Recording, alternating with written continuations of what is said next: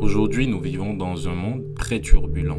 Toujours plus de conflits, des guerres entre les nations, des divisions religieuses et ethniques sont le quotidien de beaucoup de peuples à travers le monde. Ajoutez à cela des crises économiques et financières qui gangrènent les sociétés et qui mettent des familles à genoux. Depuis décembre 2019, nous faisons face à une pandémie qui paralyse les échanges entre les pays et qui cause des milliers de morts à travers le monde.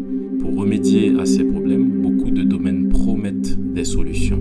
On parle de la psychologie positive, la méditation en pleine conscience, le yoga, la méditation transcendantale, tout un ensemble de termes qui parlent de la paix intérieure. Mais souvent, c'est une paix qui est éphémère, qui est passagère. Mais pour nous qui sommes chrétiens, Jésus nous a promis une paix.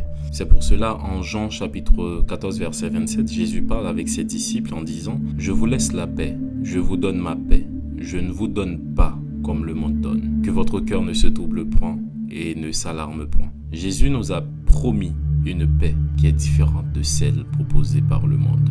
Donc comprenez le principe. Il nous a sauvés en ayant la foi en lui et il nous a justifiés par sa grâce. Il nous a pardonné de tous nos péchés et nous a rendus libres. La deuxième chose qu'il a faite, c'est qu'il a placé son Saint-Esprit en nous.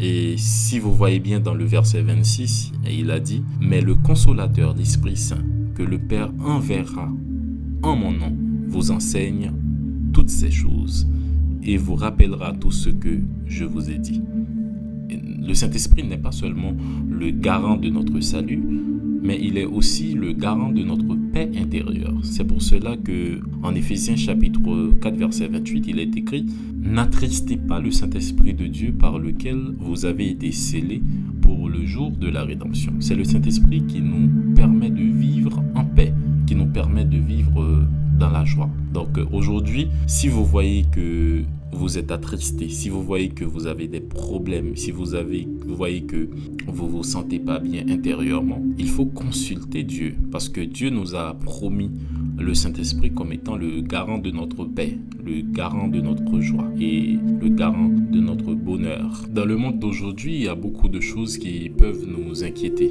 Il y a beaucoup de problèmes qui peuvent nous contrarier aujourd'hui. Mais si on comprend bien, donc le principe, un chrétien doit toujours rester en joie. Un chrétien doit être toujours joyeux et avoir la paix.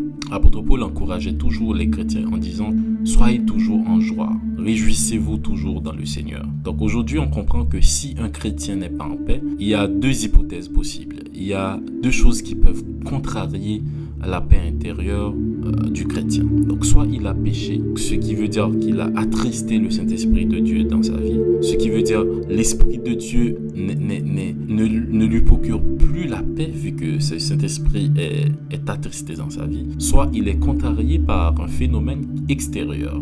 Donc ce qui veut dire par quelque chose qui se passe dans son entourage. Ça peut être le manque d'argent, ça peut être un problème de couple ou bien des problèmes de société ou bien un désir qui est insatisfait.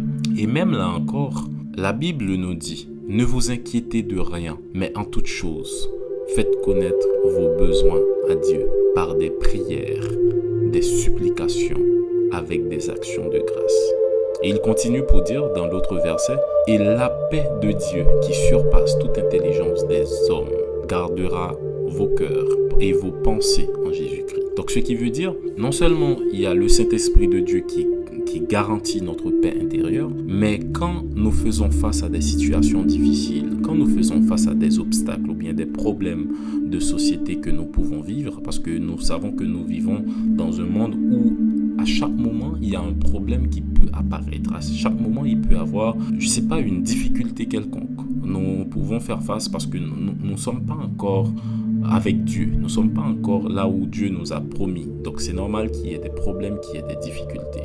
Mais l'avantage qu'on a, c'est que Dieu nous dit, quand nous faisons face à ces problèmes-là, il ne faut pas s'inquiéter. Ne promenez pas des regards inquiets.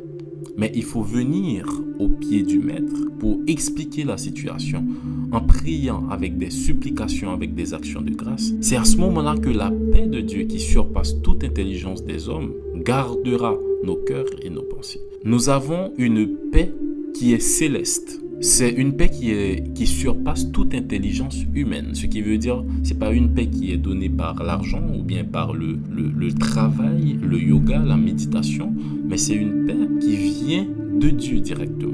Parce que Dieu nous a rachetés du royaume du diable, où nous vivions dans la turbulence avec des péchés qui contrariaient notre vie, pour nous permettre de passer directement au royaume de Dieu. Donc à ce moment-là, il nous a armés par le Saint-Esprit le jour où on a accepté le Seigneur comme étant notre Sauveur et Seigneur. Donc c'est pour cela que nous avons cette paix qui est venue s'installer en nous. Nous pouvons être contrariés à tout moment parce que le monde est un monde qui est difficile.